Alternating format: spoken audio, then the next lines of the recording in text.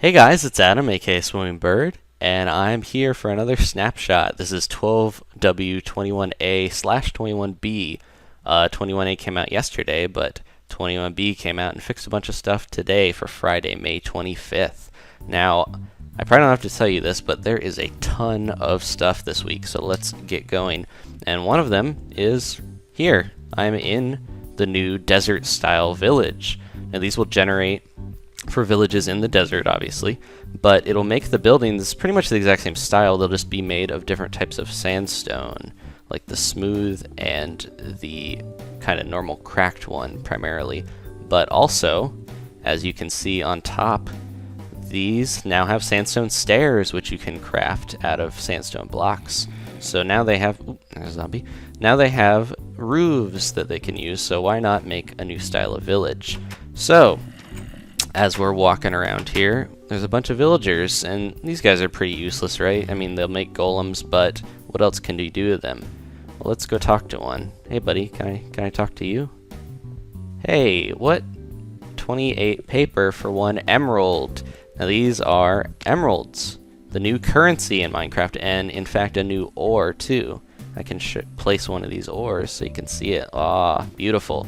Now in 21A, these were mistextured as red, but they are their rightful green color. But this is the money that we saw that was a red originally in recent times when Jeb tweeted it out. So let's do a trade with this guy.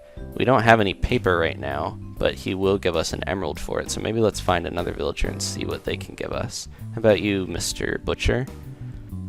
2 emerald for 1 leather helmet. That doesn't sound too bad. Now, right now there's a glitch where if you update this box, it won't do it. But if I pop that in there, there we go. So now we've got a helmet. So, what's so great about this? I think it's pretty awesome because if you look, every villager offers a different trade. And the more you trade with them, the more they level up and offer you better trades. Now this guy, I just traded with him and he's leveled up already. Now I can trade him 1 emerald for 6 steaks. So the more you do that, the better stuff you can get. The butchers, obviously, will give you leather goods like saddles and armor, but also a lot of meat. The normal villagers are the farmers. They'll pretty much give you a lot of different food, like crops and different stuff. So I wonder why there's a zombie, but it looks like there might have been a dungeon right under here. That's crazy. I'll give you guys the seed at the end, but there's also another dungeon right near here, so this is pretty cool. As I was saying, though, the farmers give you a lot of crops. The librarians over here will give you things like bookshelves. I believe they eventually give you enchanting tables and stuff like that. And books. There should be a blacksmith somewhere, but the blacksmith, we saw him down in the dungeon, he will trade for armor and weapons and tools. But one thing that he will trade for that we couldn't previously get outside of creative mode, let's see what this guy gives me. He would like to give me an axe for 11. One thing that we couldn't get outside of creative mode was chainmail armor, but now you can trade with the blacksmith, and if you're lucky, you can get chainmail armor legitimately in the game.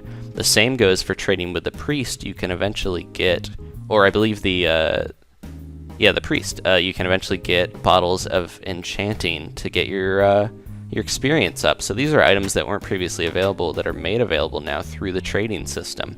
So this emerald ore, you can get the emerald from it by trading with the villagers, but if you find it, you can also mine it for a few emeralds. It's actually 25% rarer than diamond right now, so good luck looking for that. But this trade system is really cool. You can get a lot of cool items, but you have to put a lot into it because the villagers are pretty stingy with some of their prices. Like 2 emerald for 1 leather helmet? No thanks, buddy. But if you do take the time to level them up by trading with them, you can get some cool stuff.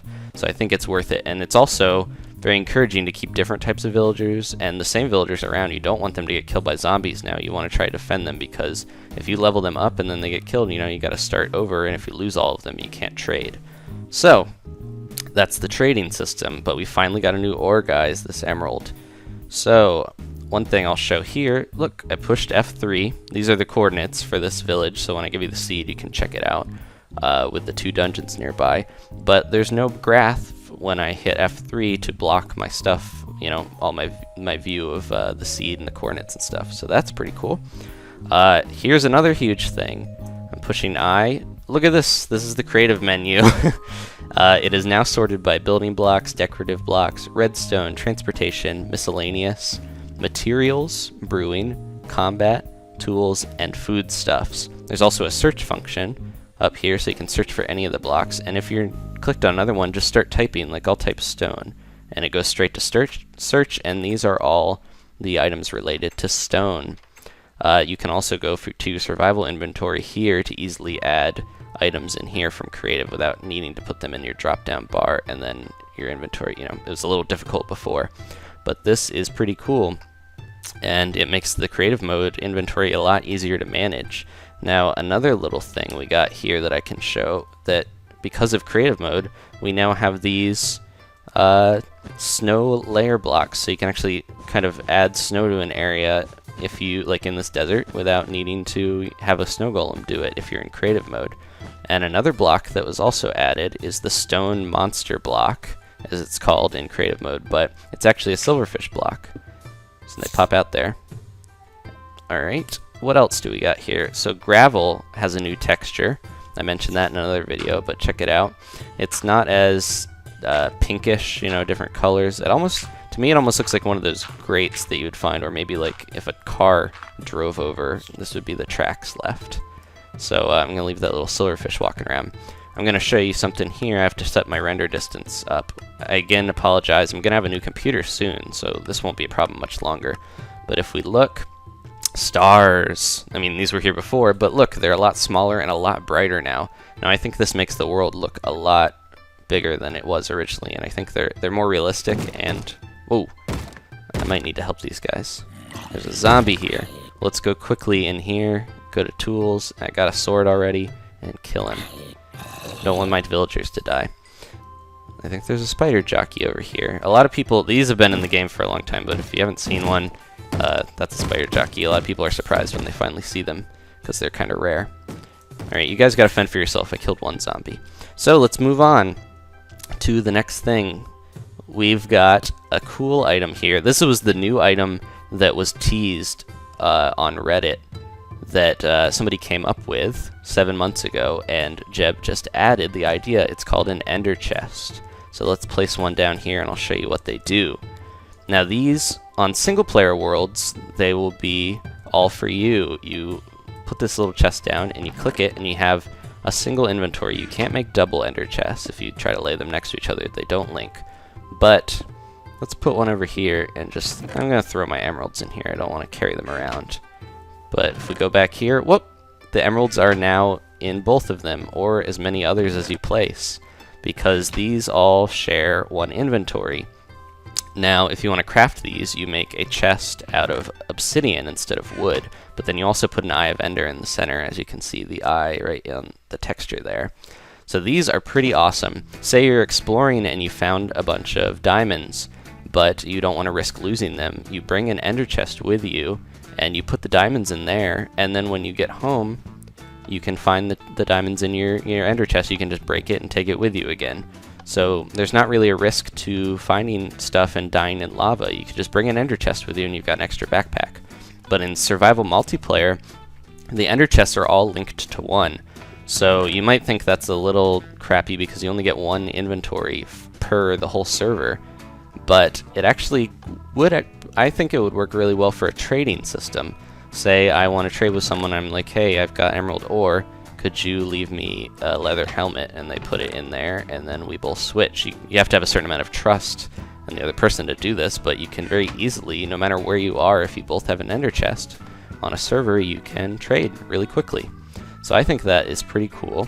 The ender chests, they might get changed in the future, but right now I think Jeb wanted to make them not too overpowered, so he decided to give that limitation to multiplayer, but I also think it's a benefit because we can use them to trade. They are, oh, I can show this off too. Let's place one down. But the ender chests are actually TNT proof. So now I can search and grab this real easy. So let's throw a bunch of TNT down and I can show you that you cannot destroy these guys with TNT. I believe if all of them are destroyed, then your inventory, or picked up, then your inventory will stay in there. It persists through the nether and persists through the end too. But if we try to blow these guys up, if it's going to activate. Oh, these are unlit redstone torches, aren't they? That's kind of strange. I wonder if there's a glitch with the snapshot. Alright, so let's grab a flint and steel and light this baby up. Back on up. And bam. Big explosion, but the ender chest is unharmed. The flowers are still standing. Alright, so what else we got here? Now, remember when Jeb tweeted out, if you were paying attention to some of my videos, Jeb tweeted out that the golden apples were in for a change. Now, the old golden apple is still here. That regenerates your health for a short time and gives you 2 hunger icons, I believe. But now there's a new golden apple that looks like the old. This is the new super-powered golden apple, and it is made the same way that you would make the old original golden apple. You need 8 solid gold blocks around an apple to do this. Now I'm going to go out of creative mode here and try to use this apple so I can show you the effects, because they're pretty crazy. And hopefully I can survive. Now I'm going to eat this. Let's do it. And then if you look here, I've got regen for 30 seconds of times 4. I got 5 minutes of resistance and 5 minutes of fire resistance. Now let's go. I have no armor on and just barely doing half a heart to me. Oh, look out for the creeper. And let's... Oh, I wanted to see what a creeper explosion would do. Let's fight an enderman like this. The regen is not going to last very long, but the armor should really help me in without having any armor. You know, the resistances. See, he still does a bit, and my regen is gone, so I gotta be very careful. He might kill me here. Let's go in the water. Oh, he's got me. Alright. Alright, we're back.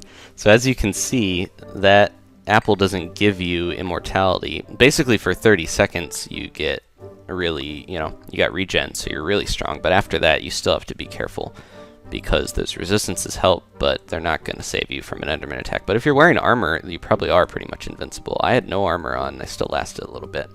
I just should have turned my render down when I was fighting him. So I put a little sign here just to mark. Here's another dungeon right near the village with a little chest.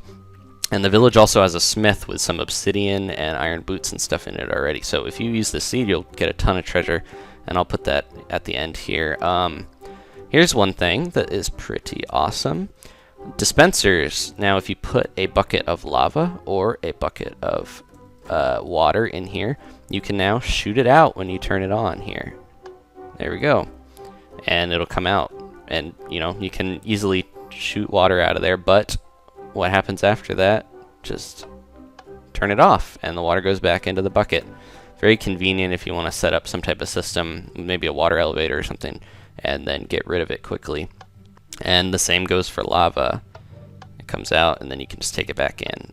As long as you have an empty bucket in there, you can take that through. I left one because otherwise you might shoot another bucket out, like an empty one, rather than, use it. So over here, I wanted to also show that you can now stack empty buckets into stacks of 16, just like potions. But check this out. So if you don't have booster rails, riding a minecart is usually kind of annoying. Let's grab a minecart real quick here. But as you can see, there's been a little bit of an improvement. If you sit in a minecart, you're not going to move unless you push it forward. But now with the update, just hold W and you'll start moving very slowly. But with this system, you could actually make a little track.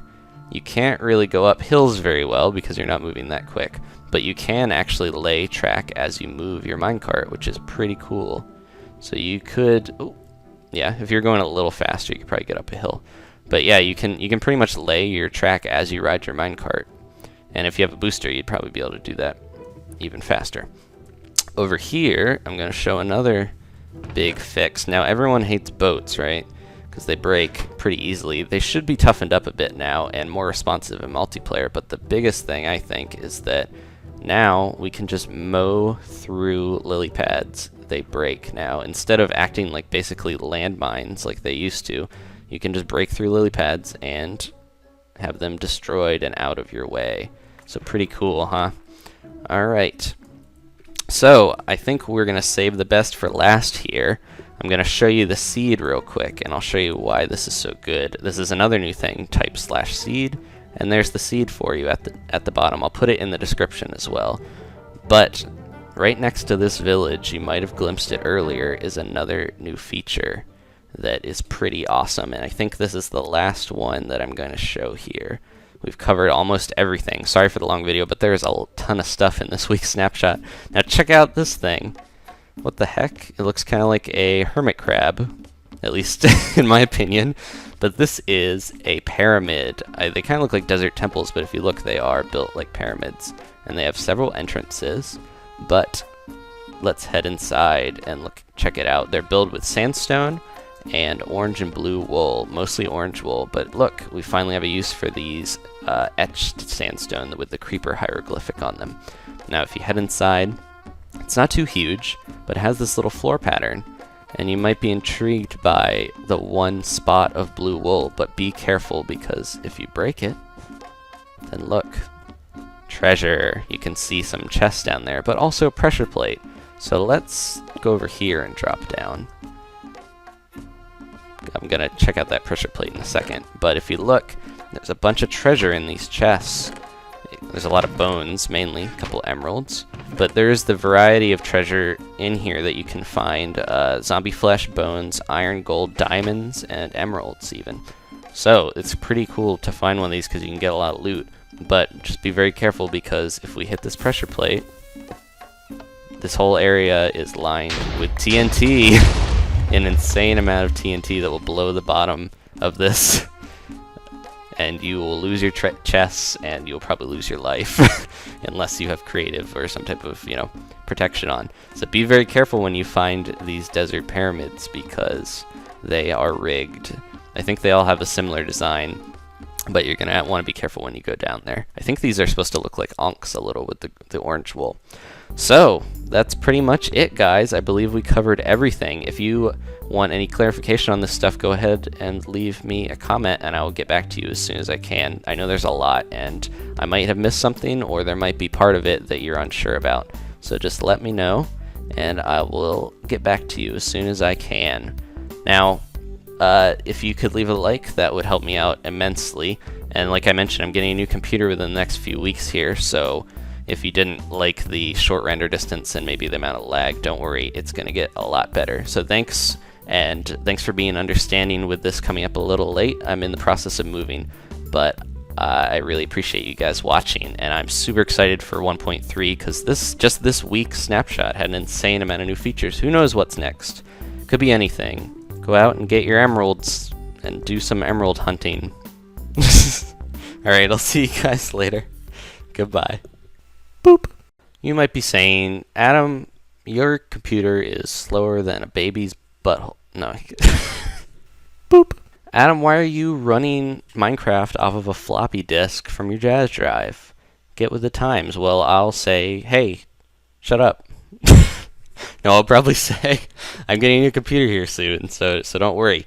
Much better modern videos and a lot more new games for sure in the future. So yeah, I'll see you guys later. Thanks for watching.